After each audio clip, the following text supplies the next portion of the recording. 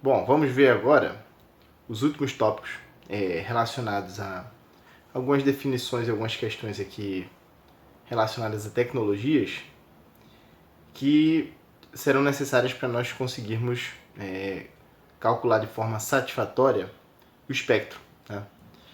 Então, nós vamos começar com uma noção de espectro, ou seja, para calcular o espectro, usando um computador, é bom ter uma noção de espectro, principalmente a noção de espectro de uma fonte. Nós vamos olhar o efeito da amostragem sobre uma senoide. Né? Esse efeito da amostragem sobre a senoide vai nos esclarecer. Não vai ser uma prova definitiva, mas vai iluminar um pouco aí o que nós chamamos de critério de Nyquist, tá? Nós vamos ver qual que nos permitirá usar a amostragem. Vamos definir a frequência angular normalizada e discutir uma solução aqui quando houver algum problema entre a banda do sinal e a frequência de amostragem, que nós vamos ver que existe uma limitação, né? Ou seja, vamos ver o que é a banda do sinal, claro, né? E nem sempre existe uma adequabilidade entre a banda do sinal e a frequência de amostragem, e tem uma solução relativamente simples para esse problema. Bom, vamos apresentar aqui a noção de espectro, mostrando aqui esse caso dos instrumentos de corda friccionada, né? Desses três instrumentos que são, né, praticamente parecem um igual ao outro, só que numa escala diferente. Né? Então nós temos aqui o contrabaixo, o violoncelo e o violino. E aqui eu tenho, só para ter uma noção aqui de escala, qual é o tamanho entre o que a gente chama aqui da ponte, né, do instrumento, até o traste. E aí nós vemos que cada um deles é bem menor que o outro nisso. Então, no contrabaixo nós temos aí mais de 1 metro entre os nós da corda esticada. No violoncelo temos apenas 70 centímetros e no violino muito menos, aqui temos 32, né? Inclusive é um certo pulo, né, entre o violoncelo e o violino, porque existe um instrumento aí que seria intermediário entre os dois, que é a viola. Né? E nós vamos apresentar a noção de espectro usando eles, porque eles existem justamente para que eles ocupem diferentes espaços nas frequências. Né? Quanto maior o instrumento, melhor ele é para reproduzir notas graves. E aí o que acontece? Eu fiz aqui uma tabelinha com a nota mais grave e a mais aguda de cada um dos instrumentos. E daí a gente vê que a nota mais grave aqui do contrabaixo, ela é o Mi da primeira escala, que é aproximadamente 41 Hz. Tá? Isso aqui é bem próximo da frequência mais grave que nós conseguimos ouvir, que é 20 Hz, né? Assim, por convenção. E a frequência mais baixa do violoncelo já é praticamente 150% da frequência mais baixa do contrabaixo. E a frequência mais baixa do violino já é praticamente 3 vezes a do violoncelo. Né? E eu pus aqui a mais aguda também para a gente ter uma noção de onde que isso acaba. Né? Ou seja, existe um limite superior de frequências que o instrumento é capaz de reproduzir. E aí, olhando especificamente só aqui o contrabaixo, para tentar bolar um esboço da região ocupada pelas componentes de frequência possíveis de serem reproduzidas nele, então a gente começa da mais grave, certo? Que é aqui, 41,1 Hz. Só que nós sabemos que a nota mais aguda, que é de 584 Hz, essa seria a frequência fundamental da nota, né? O Ré aqui da quinta oitava. Só que nós sabemos que quando uma corda vibra presa entre duas extremidades, no caso uma das extremidades vai estar ali presa na ponte e a outra certamente vai estar presa ali no dedo do instrumentista. Né? Ele vai reproduzir frequências que vão ser não só a frequência fundamental, mas os seus harmônicos, que são frequências que são múltiplos inteiros da frequência fundamental. E aí eu peguei uma quantidade aqui arbitrária, aproximada, certo? Ou seja, isso aqui é um esboço, isso aqui não é a realidade de como é a distribuição de energias das componentes do contrabaixo, mas eu escolhi até o quarto harmônico. Então, além da fundamental, nós teremos mais 4 frequências. E o quarto harmônico da nota mais aguda cai aqui em 2.348 Hz. Tá? E aí, eu bolei um esboço aqui desse gráfico, que ele começa aqui no 41,2 Hz e termina aqui no 2.348. E essa região aqui é a região, vamos dizer assim, central do contrabaixo, onde eu estou estimando aqui que estão concentradas a maior parte da energia reproduzida pelo instrumento. E aí, a partir dos 587 Hz, já não tem mais frequências fundamentais. Então, nosso gráfico aqui da quantidade de energia reproduzida pelo instrumento deveria começar a cair, certo? É lógico que é possível que seja mais suave essa queda, que até se estenda um pouco mais além aqui do 2.348, mas é apenas uma estimativa. Esse é o gráfico aqui que nós vamos dizer que é o mais ou menos, né? Esse aqui é uma mera esboço, né? Uma aproximação. O que é o espectro do instrumento? Uma coisa é certa, ele tem um valor mínimo aqui e até pela construção dele, pela forma como ele vibra e como ele vai amortecer altas frequências, etc. Existe uma série de fenômenos físicos que vão limitar as frequências máximas que o instrumento vai poder reproduzir. Essa quantidade de energia, uma hora, ela vai ter que cair. E eu fiz o mesmo esquema para o violoncelo. Eu peguei a nota mais aguda aqui, no caso é o Mi da sexta oitava. Multipliquei por 4 aqui para achar o quarto harmônico. E a gente vê que ele está aqui um pouco mais afastado da origem do gráfico aqui, porque ele parte da frequência mais baixa de 65,4 e vai até aqui os 5.272 Hz, tá? E por fim aqui, o violino, certo? Ele começa ainda mais distante aqui da origem e vai até uma frequência ainda muito mais alta, que é o Lá da sétima oitava. E o seu quarto harmônico aqui é num quase 14.000 Hz, certo? Um pouco mais ainda do que isso. E daí, com esses esboços aqui da distribuição da energia dos componentes ao longo das frequências, a gente tem aqui o que seria a noção do espectro. Tá? O espectro de frequências seria a relação entre a intensidade de componentes e as suas respectivas frequências. Tá? Eu tomei aqui como estimativa que a intensidade foi dada pela energia das componentes. Tá? Mas tanto a intensidade pode ser a energia como a amplitude de componentes. Basta deixar claro do que se trata. E isso aqui também é só um esboço, certo? Eu pus aqui os 3 instrumentos juntos para a gente ver que eles ocupam regiões distintas do espectro. Né? E essas regiões aqui que eles ocupam são chamadas de banda de frequências. Tá? É um intervalo de frequências em que uma fonte emite sinais. Então a gente poderia dizer que a banda de um contrabaixo, por exemplo, ela é limitada em frequências ainda menores do que a do violoncelo e do que a do violino, né? Então a banda do contrabaixo ele estaria aqui limitado a aproximadamente aí 2.500 Hz, aproximadamente, tá?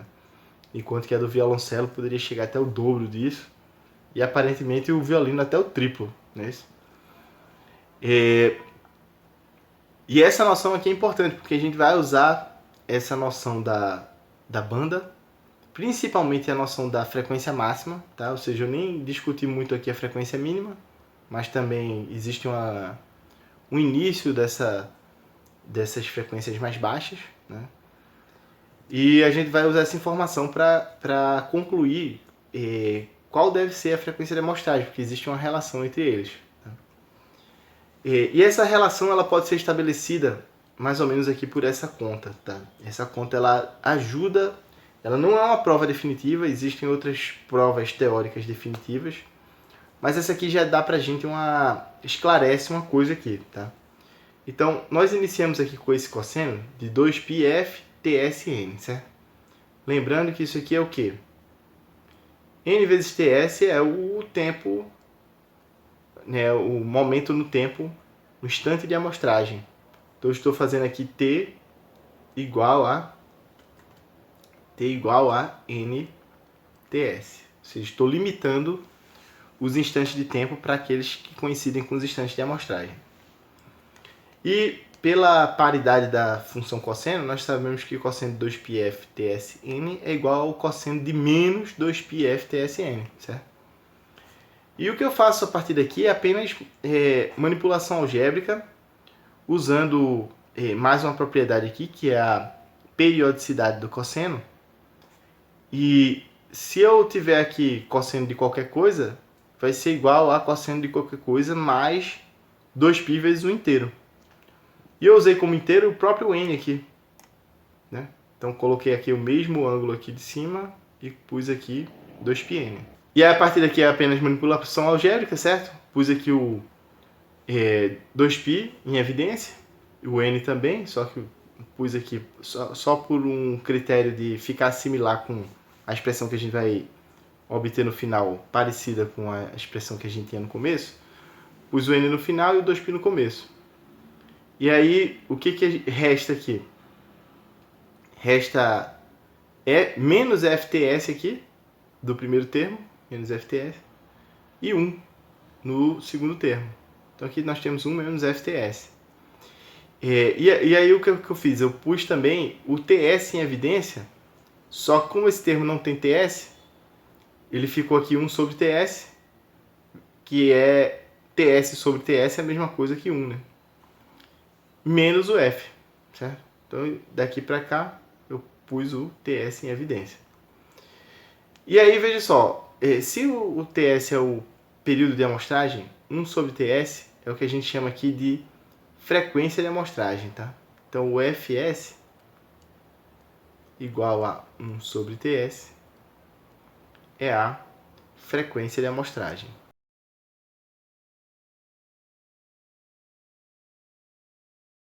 Então nós podemos trocar aqui o 1 sobre TS por Fs, tá? E nós obtemos aqui no final uma expressão que tem a mesma forma, tá? Da que a gente tinha no início. Só que a diferença é que a frequência que aparecia aqui no início, que era uma frequência qualquer que o meu cosseno amostrado tinha, agora apareceu aqui um que eu estou chamando de F', e que ele é dado por frequência de amostragem menos a frequência que eu estava estudando. E eles são iguais, tá? Então, se aqui, por exemplo, está o meu eixo de frequências do componente senoidal, a gente vê que a frequência F, se ela estiver aqui, e a frequência Fs estiver aqui, esse tamanho aqui que é F, é o que eu vim adiante de zero a partir do zero. E o F' seria essa frequência aqui voltando, né? Porque ela é Fs menos F. Então essa é a nossa frequência F'. E o que essa expressão nos diz é que quando amostradas, essa frequência e essa têm as mesmas amostras, a mesma aparência, elas são iguais, certo? Então se eu amostrar uma, ela vai se confundir com a outra, certo? E aí o que a gente deve fazer para conseguir fazer a amostragem? Não deve ser permitida que as duas existam. A componente F', ela deveria ser proibida. O meu sinal não poderia ter uma componente com a frequência F'. E veja que F' é maior, certo? Ou seja, eu deveria limitar frequências muito altas. E aí a pergunta é, qual é o limite que eu devo impor, certo? E aí nós vemos que se apenas F fosse permitido, F' fosse proibido, porque é muito maior, qual seria o limite do valor de F? Para que não houvesse confusão, certo? E aí a gente vê que à medida que F aumenta, a sua frequência, que é o espelho dela, que seria igual a ela, mas só que é maior, ela começa a diminuir. E elas meio que se encontrariam aqui, no meio do caminho aqui, que é Fs sobre 2. A frequência de amostragem sobre 2. Então a gente achou aqui qual seria o nosso limite para o F. Se nós tivéssemos certeza que as componentes são todas menores do que a frequência de amostragem sobre 2, nós garantiríamos que eu tenho certeza de qual é a frequência que foi amostrada. E aí, esse é o critério de Nyquist. Se eu considerar que um sinal tem um espectro com a banda limitada superiormente em F máximo, certo? Então, a maior componente que eu tenho está aqui. Se for adotada uma taxa de amostragem em que a minha frequência de amostragem seja maior ou igual ao dobro desse valor, então eu pego o dobro aqui. Se a minha frequência de amostragem estiver maior do que esse valor, não vai haver perda de informação devido à amostragem. Tá? Então o efeito que nós teríamos aqui, caso nós amostrássemos F', nós poderíamos dizer que houve uma perda de informação, ou seja, esse sinal varia rapidamente demais e ele ia ficar igual a esse aqui. E porque a amostragem não foi rápida o suficiente para captar esse valor aqui. Tá? Outras formas de enunciar o critério de Nyquist é que o limite superior da frequência máxima da banda de um sinal deve ser menor do que a metade da taxa de amostragem. Né? Ou seja, as duas formas de enunciar são equivalentes. Tá? A frequência máxima tem que ser menor ou igual a frequência de amostragem sobre 2. E essa frequência limítrofe, frequência de amostragem sobre 2, é chamada de frequência de Nyquist, tá? Que é a frequência limite que pode ser representada na componente de um sinal amostrado. Tá?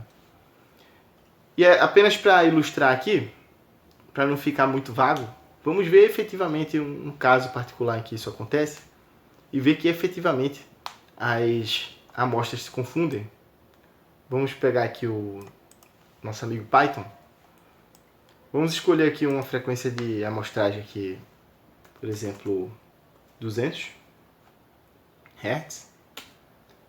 E aí nós teríamos uma frequência de Nyquist aqui, que eu vou chamar de Fn, da frequência de amostragem sobre 2, não é isso? Que para esse caso particular ia dar 100 Hz, não é isso? Então essa seria a maior frequência que eu conseguiria representar. Vamos pegar uma frequência aqui qualquer, um F igual a, por exemplo, 80 Hz, e pegar aqui a sua frequência espelho, certo? Então a sua frequência espelho, ela é dada aqui pela frequência de amostragem menos o F, não é isso? Então vamos chamar ela aqui, frequência espelho, igual a Fs menos F. Que aqui daria 200 menos 80, 120 Hz, certo? E vamos fazer o seguinte, vamos fazer o gráfico de 10 amostras das duas e vamos ver que essas 10 amostras vão coincidir exatamente no mesmo lugar. Tá? Então vou pegar aqui, criar o nosso tempo, criar aqui o nosso tempo discreto, usando a função arrange, e pegar 20 amostras. Então nós teremos aqui os valores de 0 a 19.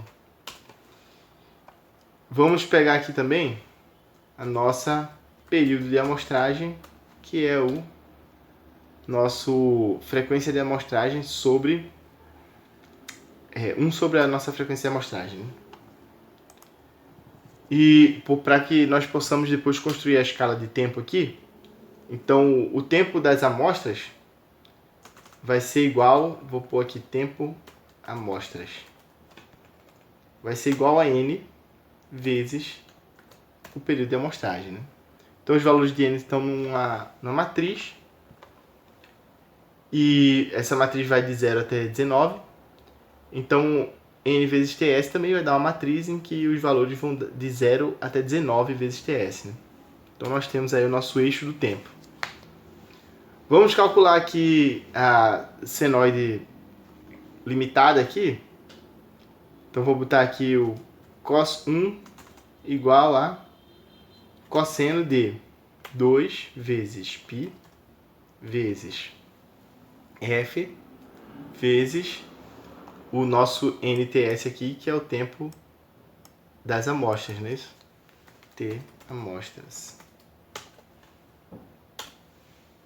E vamos fazer o cosseno 2 igual, só que com a frequência espelho. E vamos fazer os dois gráficos aqui.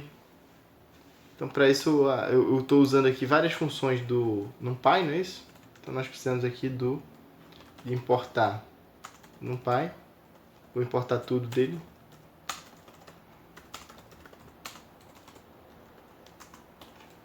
E vou importar também o nosso Matplotlib para poder fazer os gráficos. E aí vamos fazer o primeiro gráfico aqui.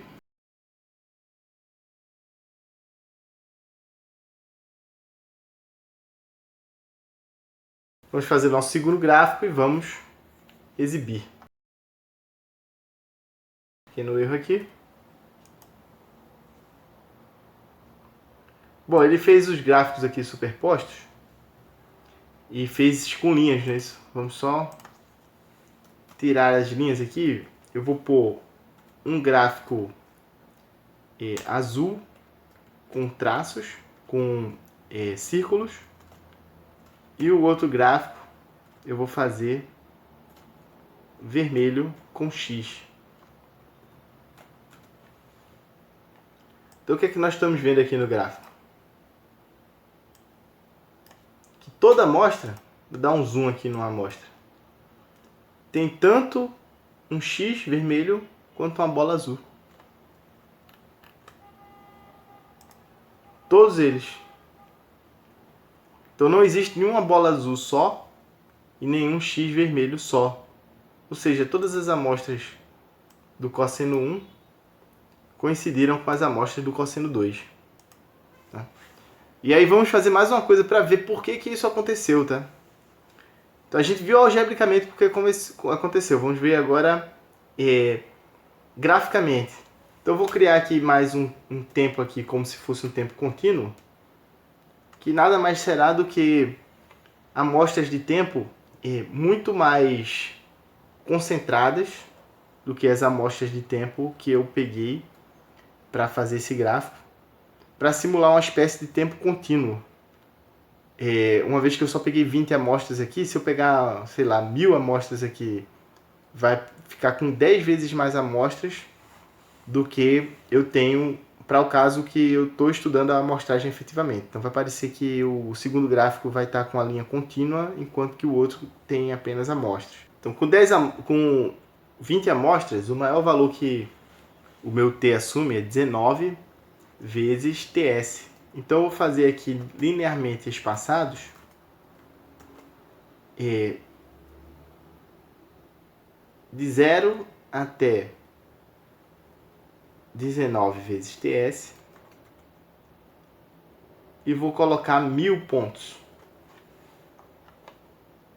E vou fazer os gráficos desses mesmos cossenos aqui, só que eu vou chamar aqui cosseno 1 contínuo e vou usar o tempo aqui que é a minha simulação do tempo contínuo e vou fazer a mesma coisa aqui com cosseno 2. Só que ele vai ser aqui contínuo.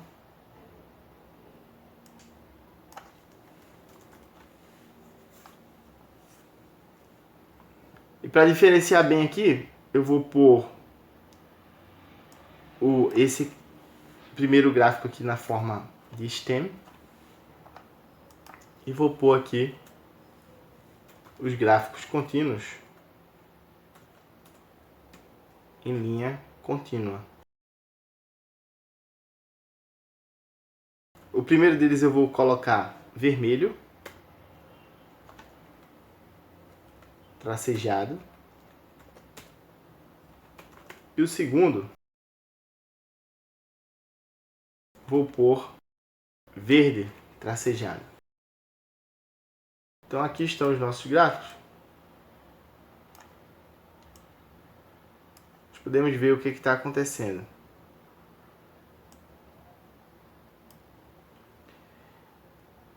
Então, os gráficos verde e vermelho são claramente distintos. O vermelho, que é o da frequência F, ele é mais lento, ele tem uma frequência mais baixa.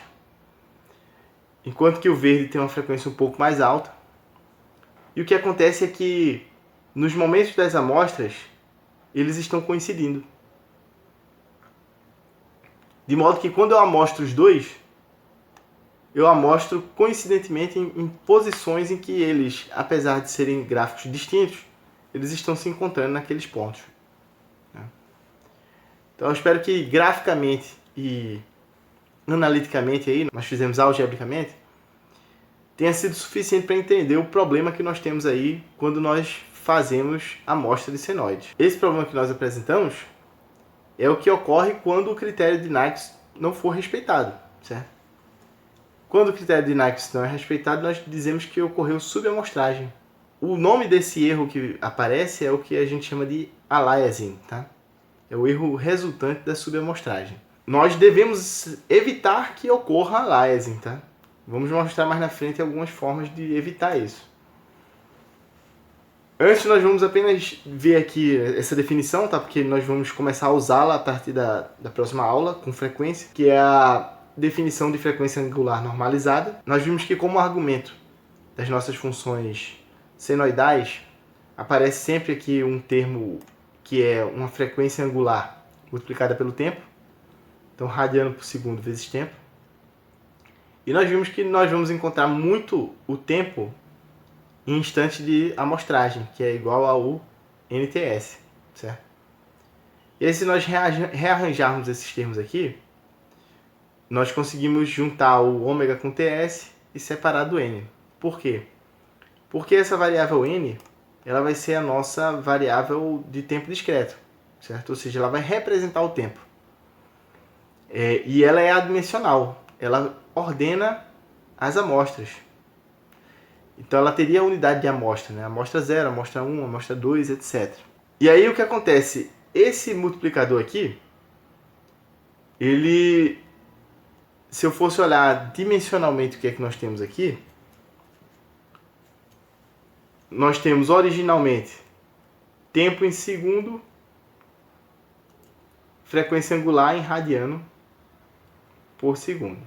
O produto entre eles tem que dar adimensional, porque eles apareceriam em uma expressão que é um argumento de seno, então tem que ser em radiano, né?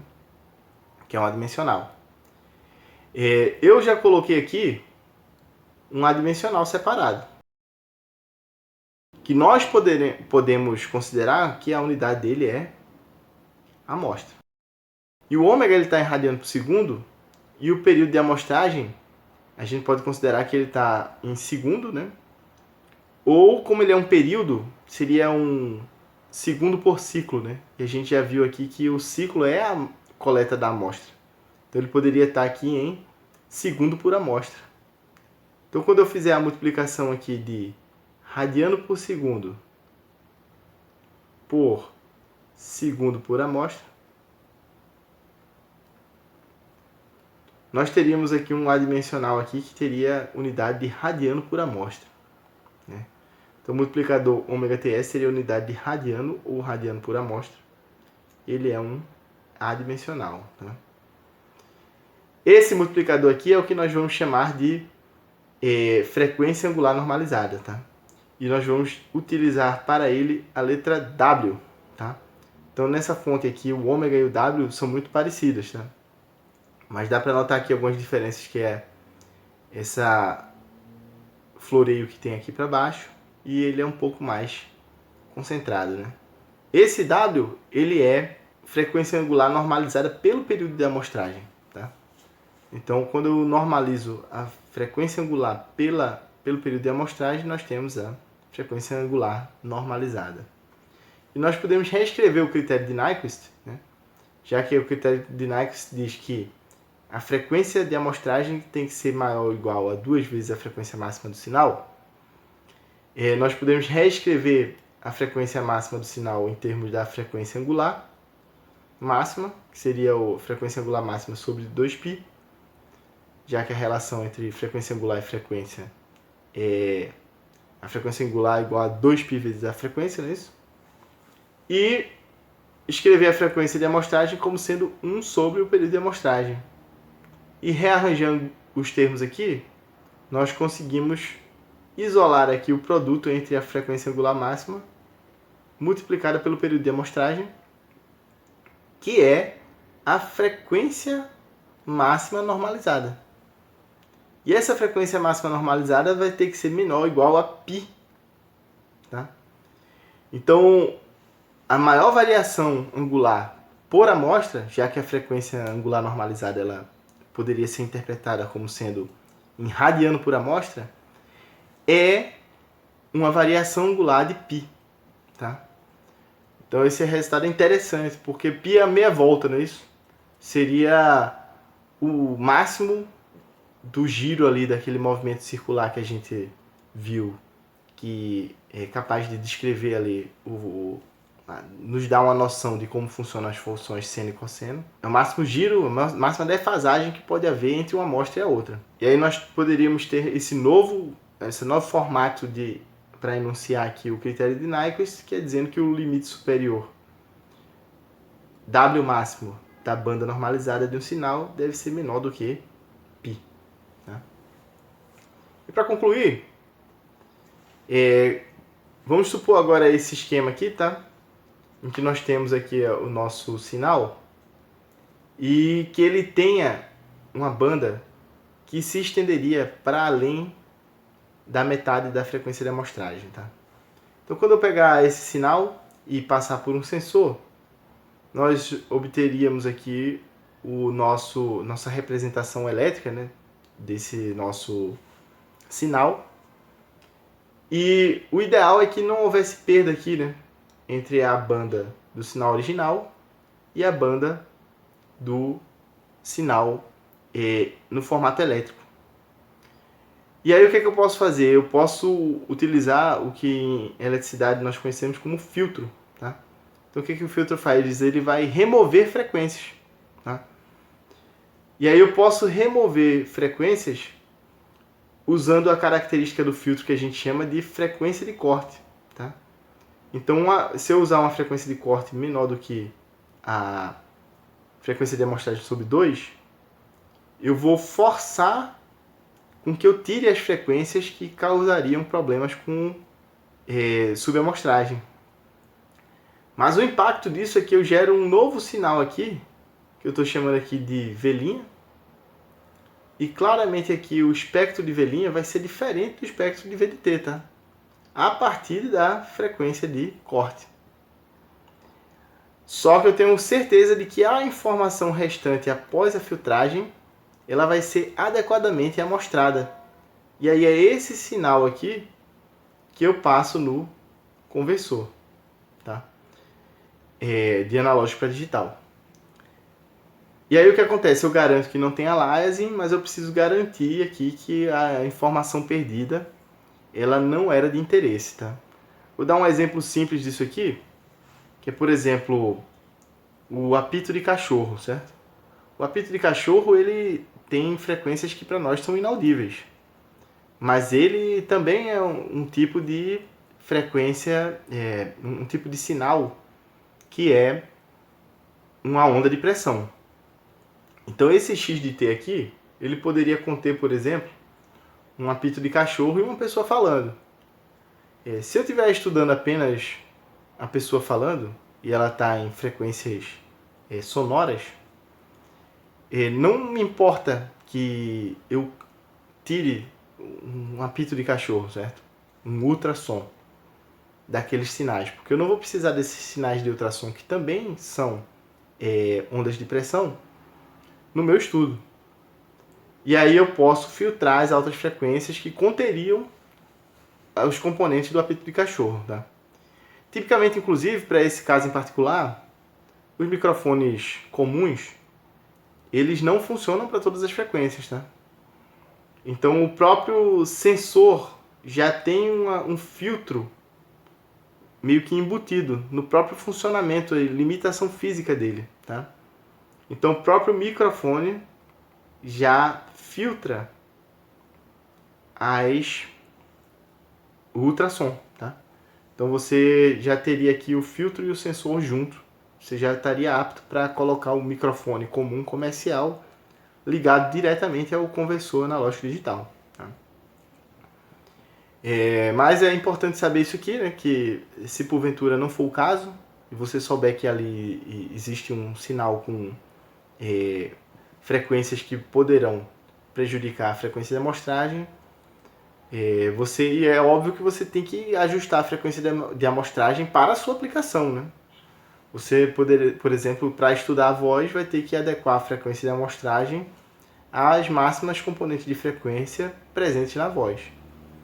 E aí você conseguirá fazer o estudo cortando frequências além disso. Tá? Bom, era isso que a gente tinha para mostrar para vocês aqui, acrescentando essas novas informações relativas à amostragem, né? Qual é esse efeito da amostragem, quais são essas limitações de frequência. E na próxima aula nós já vamos começar a estudar como fazer o cálculo do espectro de frequências. Até a próxima oportunidade.